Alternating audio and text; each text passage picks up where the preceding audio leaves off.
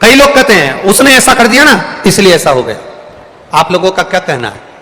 किसी के करने से तुम्हारा व्यापार बंद हो सकता है क्या? बोलो जम के। किसी के करने से तुम बीमार हो सकते हो क्या? किसी के करने से तुम्हारा दुख सामने आ सकता है क्या? अगर किसी के करने से कुछ होता तो आज के जमाने के लोग सबसे पहले या तो मोदी पे कराते या अंबानी पे कराते। तुम्हारे करने से अगर कुछ होता, लोग कह देते हैं उसने ऐसा कर दिया ऐसा हो गया, उसने ऐसा कर दिया ऐसा हो गया, उसके करने से हमारी बहू की गोदी बन गई, उसके करने से मेरा व्यापार बंद हो गया, उसके करने से ऐसा हो गया। ना ना ना, शिव महापुराण की कथा कहती है दुनिया का सबसे बड़ा तंत्र विद्या जानने वाला मेरा महादेव, दुनिया की सबसे बड़ी ज्योतिषी करने वाला मेरा महादेव, दुनिया की सारी सिद्धि विद्या करने वाला मेरा महादेव, दुनिया का सबसे बड़ा तंत्र जानने वाला महादेव, दुनिया का सबसे बड़ा अवधूतेश्वर मेरा महादेव, दुनिया का सबसे बड़ा घोरी मेरा महादेव, दुनिया का सारा विष पीने वाला देवाधिदेव महादेव, और दुनिया को सब कुछ देने वाला मेरा देवाधिदेव महादेव।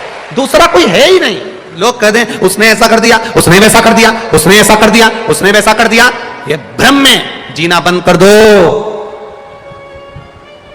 ये फालतू के भ्रम से बाहर हो जाओ, ये दुनिया के ढोंग और प्रपंच से बाहर हो जाओ कि कोई तुम्हारा बुरा करेगा। किसी का कोई बुरा नहीं करता। शिव महापुराण की कथा करती है बुरा हमने जो पूर्व में करा है उसका फल आज हमको भोगना पड़ रहा है। अच्छा करा होगा अच्छा मिल रहा है, बुरा करा होगा बुरा मिल रहा है। बस एक स्मरण में तुम्हारे रखना कि अगर जिंदगी दुख में चल रही है तो शंकर का भजन करना प्रारंभ कर दो, जिससे भजन से हमारा दुख जल्दी कट जाता है और सुख का समय हमारे सामने आ जाता है। भजन से हमारा दुख। जो मार्कंडे जी को बांधने के लिए फेंका था यमराज ने, वो फंदा शंकर के शिवलिंग पर पड़ गया। वो फंदा भगवान शंकर के शिवलिंग पर पड़ा, शिव जी को क्रोध आया।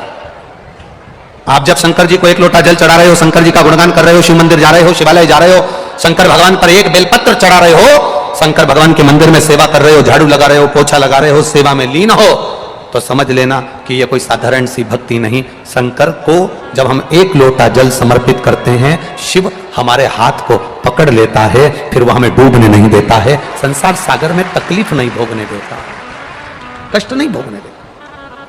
मार्कंडे जी ने अपने पिताजी से पूछा था कि रक्षा करने वाले कौन, तो कहा 33 कोटि देवी देवता। जब 33 कोटि देवी देवता का नाम सुना तो 33 अक्षर के महामृत्युंजय मंत्र को सिद्ध कर लिया। 33 अक्षर के महामृत्युंजय मंत्र को सिद्ध, और 33 अक्षर के जब महामृत्युंजय मंत्र को सिद्ध किया, जाप करा, शंकर के गुणगान में मार्कंडे जी लगे रहे। इनको नहीं मालूम कि यमराज बंदी बनाने आ गया और यमराज ने फंदा डाल दिया, इनको नहीं मालूम।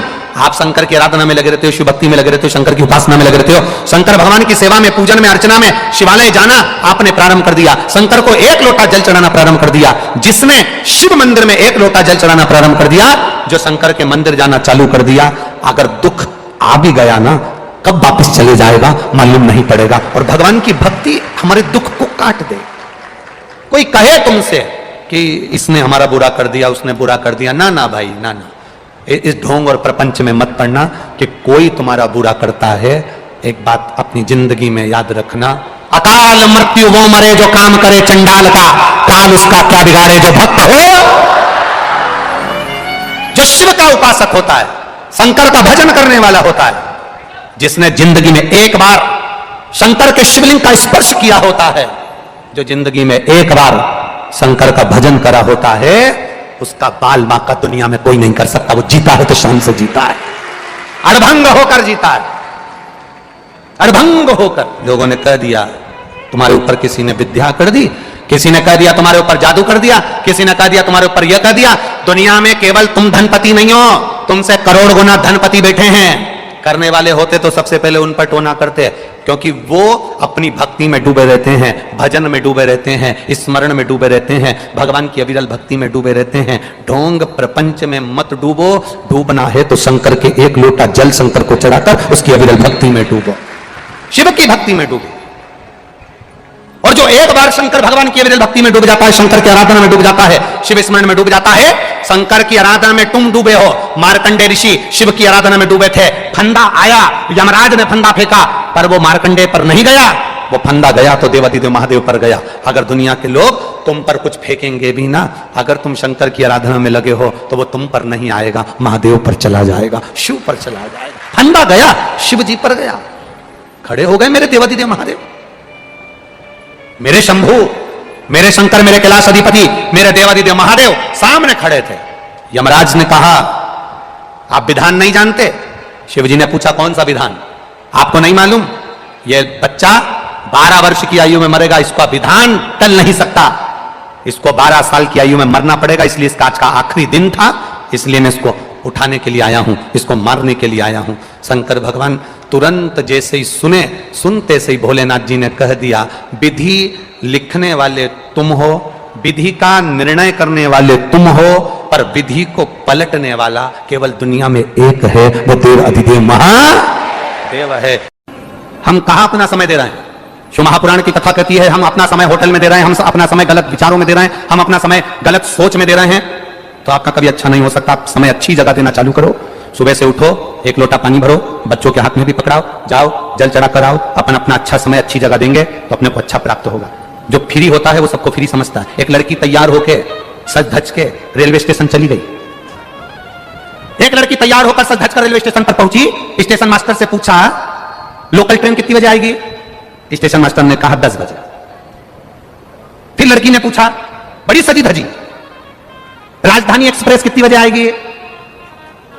स्टेशन मास्टर ने कहा 2 बजे। मालगाड़ी कितनी बजे आएगी? स्टेशन मास्टर ने कहा 2:30 बजे। स्टेशन मास्टर ने पूछा तुम्हें जाना कहां है? लड़की बोली कहीं नहीं जाना है, पटरी के साथ में सेल्फी लेना है। मैं तो जाना माना नहीं है, ट्रेन का इसलिए पूछ रही हूं कि ये ट्रेन जब निकल जाएगी तुम्हें पटरी पे सेल्फी। स्टेशन मास्टर ने उसके पांव पड़े और कहा बेन तेरे हाथ जोड़ूं, अगली बार स्टेशन मत आना, तू जा यहां से।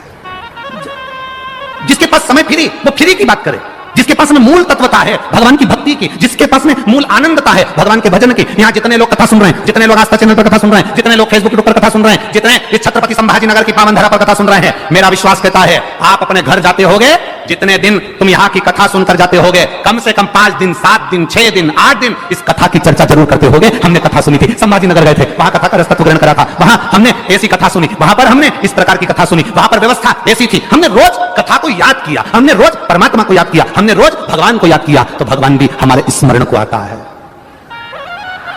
हम परमात्मा को याद कर रहे हैं हर पल हर क्षण हर घड़ी। मेरा आपसे निवेदन है शंकर जी के मंदिर में जल चढ़ाने जाओ तो जैसे वो अभी भैया चिल्लाए हर हर महादेव, तुम शिव जी के मंदिर में जाकर एक बार जमकर चिल्ला दिया करो बोल बम का नारा है।